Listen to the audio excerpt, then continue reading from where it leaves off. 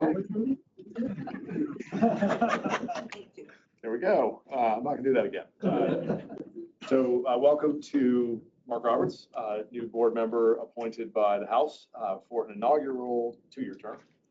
And of course, these are 6-year terms in the fullest of time, but to create the staggered board, we have odd numbers right now. Mark is well known to the department, having worked here a long, long time ago. A long time ago. Fair.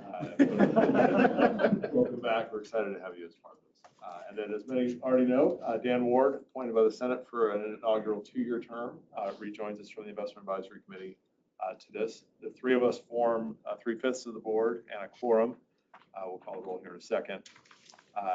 We are also announcing that we're nominating as the Department of State Treasurer Stephanie Lynch, who's joining us virtually today. She'll go through a confirmation process with the House and the Senate here whenever they are jointly in Raleigh. Stephanie is the managing partner of Global Endowment Management down in Charlotte, who manages largely tax-exempt capital for a number of institutions throughout the country, but notably some in the state as well. Welcome, Stephanie. Excited to have you here. Appreciate your willingness to serve. And then we are awaiting a nomination from the governor. We expect to have that sometime soon, though we've been expecting to have that sometime soon for a while. But hopefully we can have the governor's nominee and Stephanie go through the process together so that we can seat the full board here as we go through the fall. So with that, let's rise for the Pledge of Allegiance and the salute to the North Carolina flag.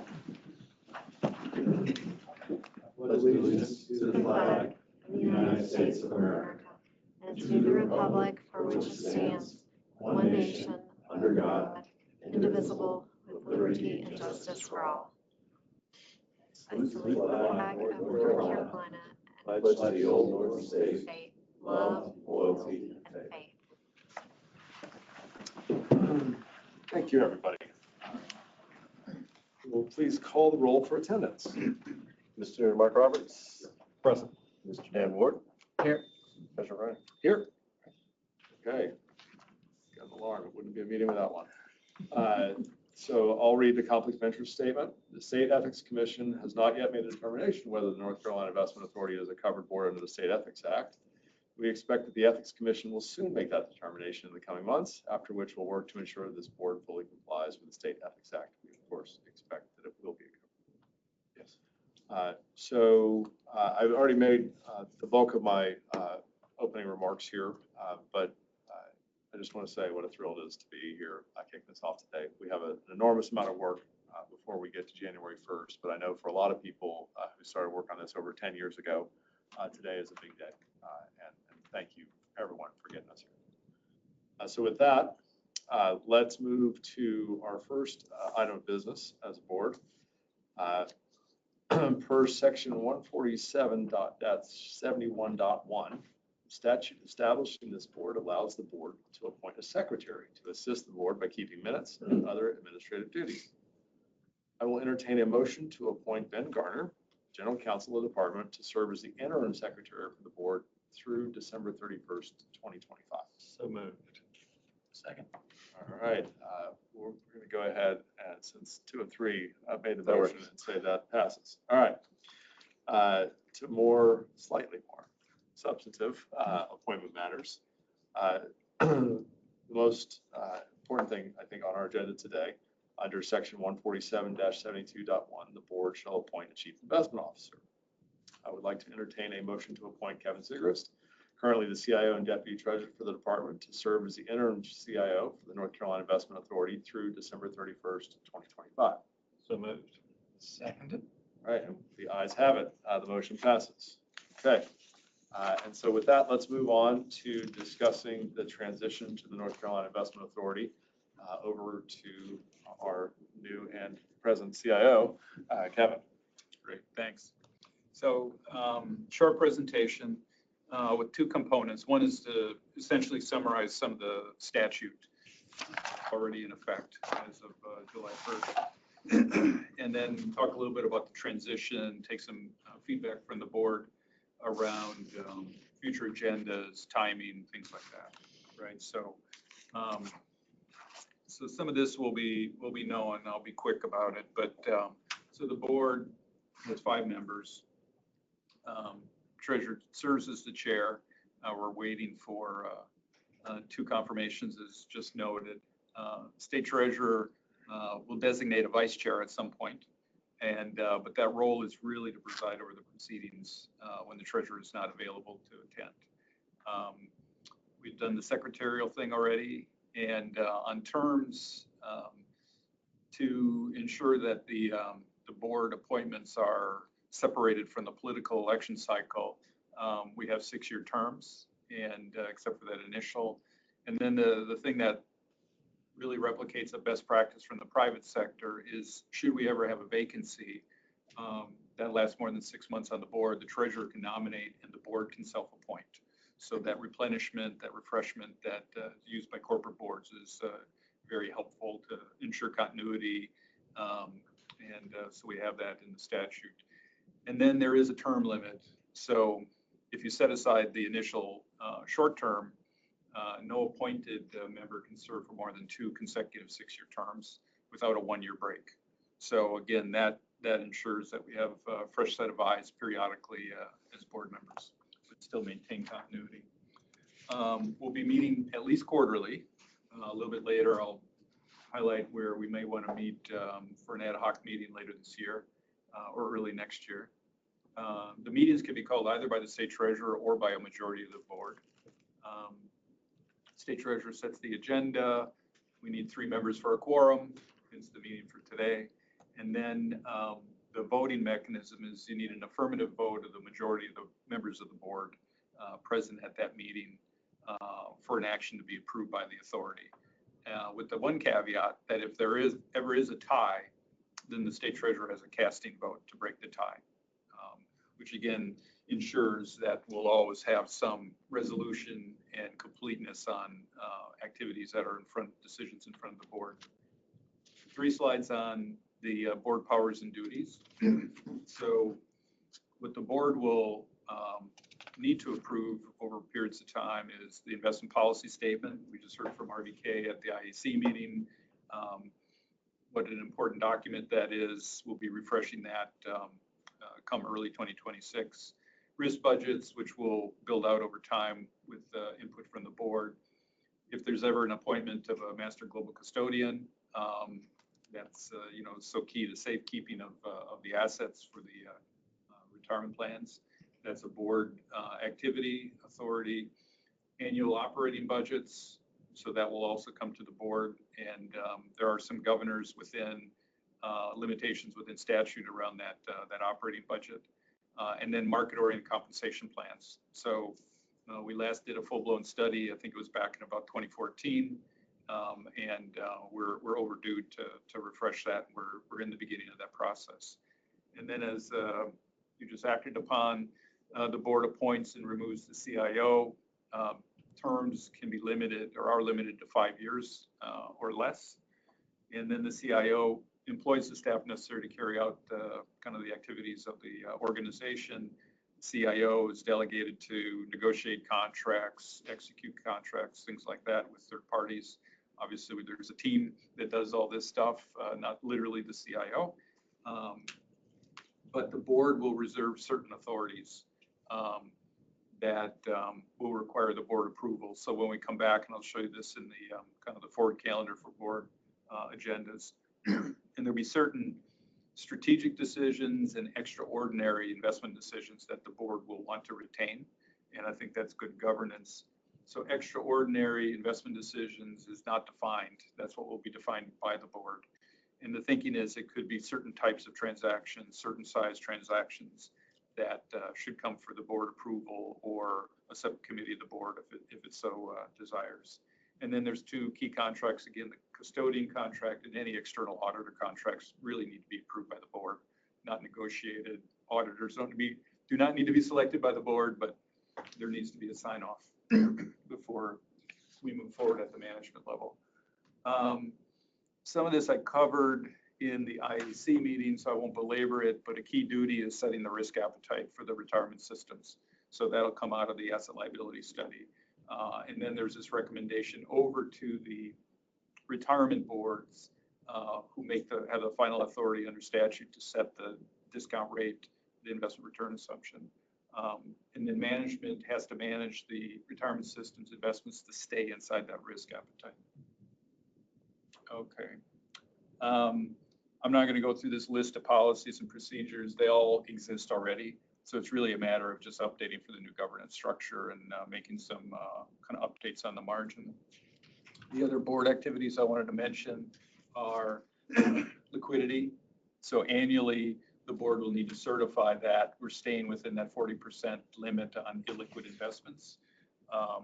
And we have to take into account that the assets should always be invested so that, clearly we can pay benefits, but also if there's highly probable contractual obligations that we have sufficient liquidity to meet those. So that's kind of bland terminology, but what that means is when we make capital commitments to private vehicles, that we don't have to maintain liquidity for the full amount of uncalled capital. We need to maintain it for a reasonable amount of capital commitments. And then under number 2 are all the things you would expect that the board and investment board would be overseeing: the asset liability studies, our strategies, our technical positioning, performance benchmarks, and things like that. Okay. And then final thing on kind of the span of oversight by the board and control. As of January 1 of 2026, the board will take the authorities and the duties for investments from the treasurer over to the board. It'll be the retirement systems, the cash management program, and then this smaller set of assets, ancillary governmental investment program, AGPIP, in a sheet. And so that'll come over Jan 1. The 2 new limits take effect January 1 that I covered in the IEC meeting. And then supplemental plan, that's the $19 billion of assets that we oversee. They have their own board. And so the statute sets up that if the Supplemental Retirement Board and the NCIA board want the team to provide the support oversight of the investments in the supplemental plan, then that's allowed, but it has to be a bilateral opt-in. So we're thinking after we go through some education, both here as well as with the supplemental retirement plan, that we'll recommend that, and hopefully that will move forward. Okay, here are the proposed board quarterly meeting dates, and then what we're kind of sketched out as agenda items. And so the next meeting would be November the 19th of this year. And what we would like to bring for approval would be a board charter. DOA means delegation of authority. So again, there can be investment delegations or reserved powers to the board that are applicable there. There can be operational things as well, approval of policies and procedures. Most policies would come to the board for approval, but there might be some that you all don't really want to touch because they're really more day-to-day management. So we'll talk through those in November. And then we expect to bring a whole book of policies, updating the ones that are already in existence for the new governance structure, make a few other updates. We would like to bring an 18-month budget as well. So under the 2 draft budgets that have been passed by the House and Senate, they have a certain treatment of the investment management division positions, the budget allocated for those. But we have a continuing resolution effectively. I'm not sure what the real state term is, but we will want to have our own NCIA budget, so we'll bring that. We would like to be able to bring the market-oriented comp kind of analysis and recommendations in November. That'll be a complicated kind of set of discussions. So it may be that spills over to an ad hoc meeting as well. When we did this back in 2014, 2015, we worked with the Investment Advisory Committee, took it twice for discussion around the big principles and then the actual implementation. So we may try to do something similar here. And then as we just went through in the IEC, we'll be bringing the first set of recommendations and analysis from the asset liability study for the NCRS. So that's what we're thinking for November. And then in February, and again, there could be an interim or an ad hoc meeting in between, we would bring the updated investment policy statement, a transition plan around reallocating as needed, given the recommendations, that supplemental retirement plan support arrangement. And then the rest is kind of clear for approval. And in the last column on the right, there's a number of information items. So again, we'd love to take input. We know it's early as the inaugural meeting, but this is kind of what we're thinking as a rough outline of the agendas for the foreseeable future. As you can see, there's a tremendous number of things on the November 19th agenda, so that will be a extended length meeting. Certainly happy to think about breaking it in two if you guys think that makes sense already. But maybe it's better if we take a stab at it. Long duration session. Find ourselves needing a second bite at the apple. It seems like, can I correct, the market, the compensation plays into budget, so it actually would be better to just go longer to get them all done.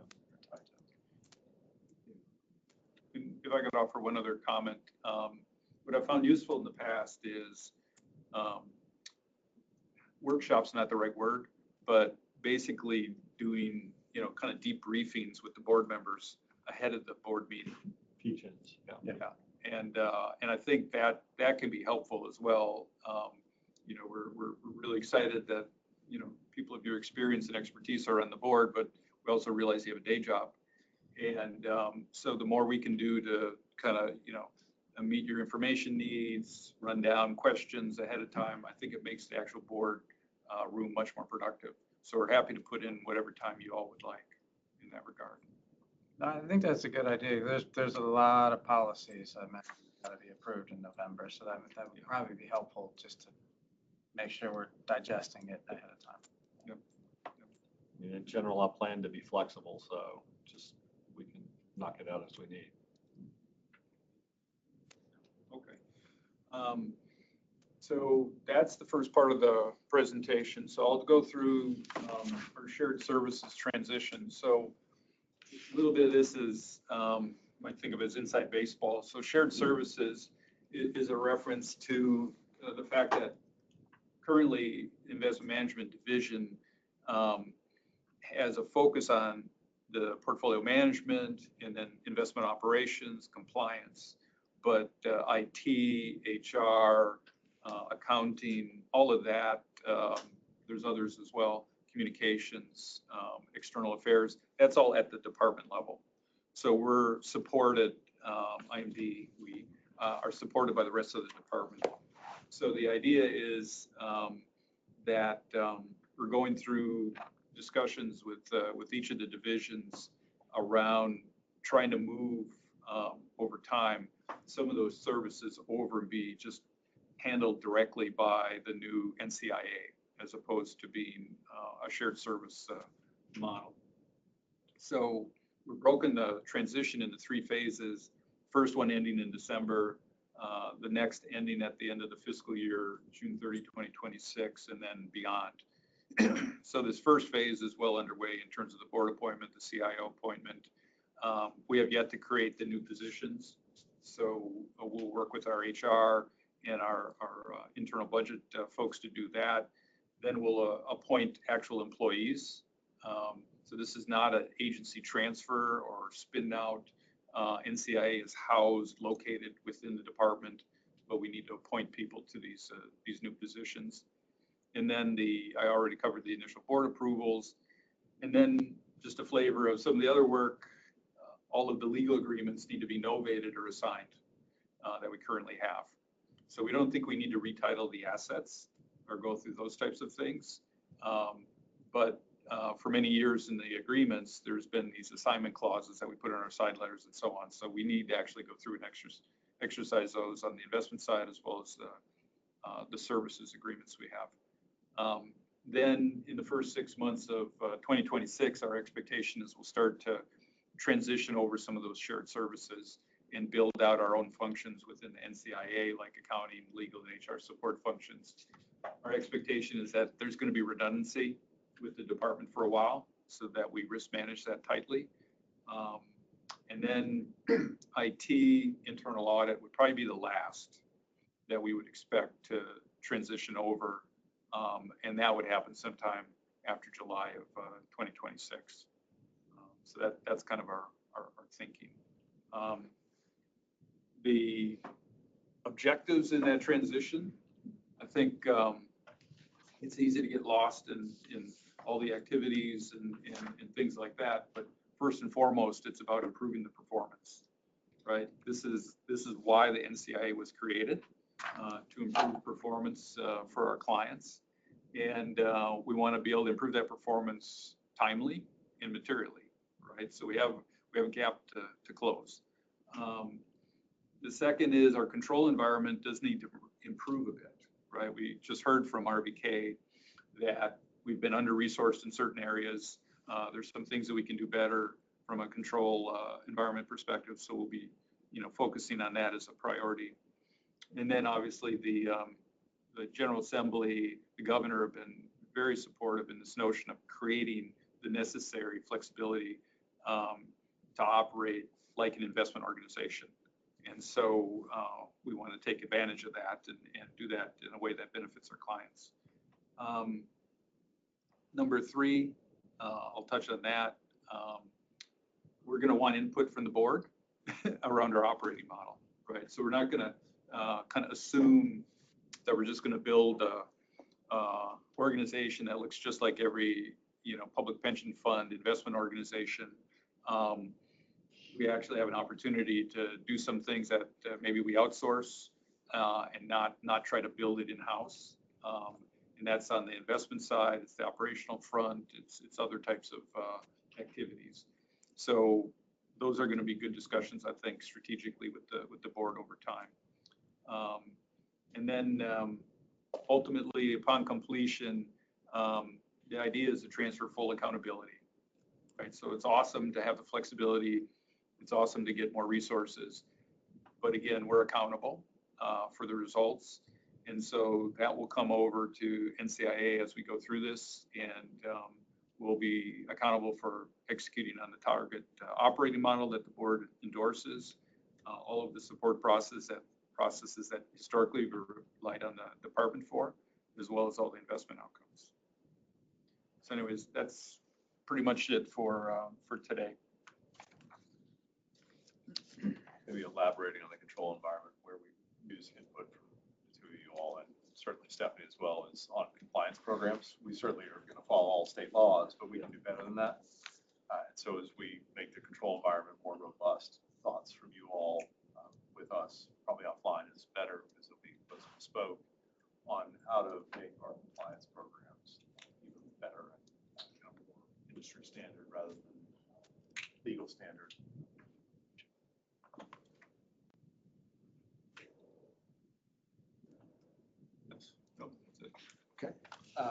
So that is our agenda today. Are there any questions, thoughts, concerns from anyone? Dan? I guess one question. I mean, you have a pretty good view on kind of what the before side of the operational piece component looks like. And you kind of have a reasonable kind of managerial kind of cost on what that to operate on that side looks like.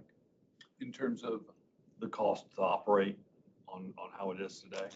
Yeah, I mean, our cost to operate is really rock bottom. Right. Yeah, and we have a independent service, CEM, that does these measurements annually, and they're going to be presenting, I think, not in November, but in November. They usually do in November. So it should be coming soon, and we'll share those results with the board, and you can see where we're really, I don't know, what's the right word, excessively low cost.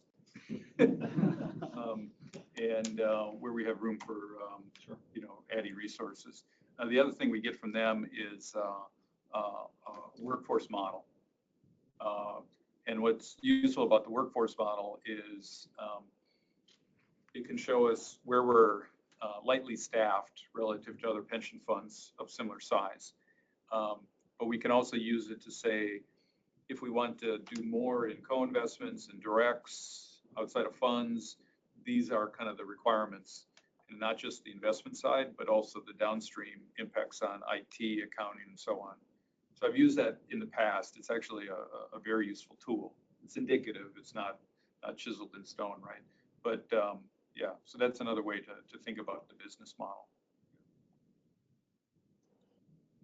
Yeah, and I'd echo that. I think that sort of info can be very helpful because like I can see where you want to go in the next 10 years and where we want to go to build long-term success. But it's like thinking through the different pathways, and it's important to know how everybody else does it, but it's a great moment in time to reevaluate, because just because it's been done one way doesn't mean that's necessarily the right way. So, The secondary and tertiary impacts are what get you.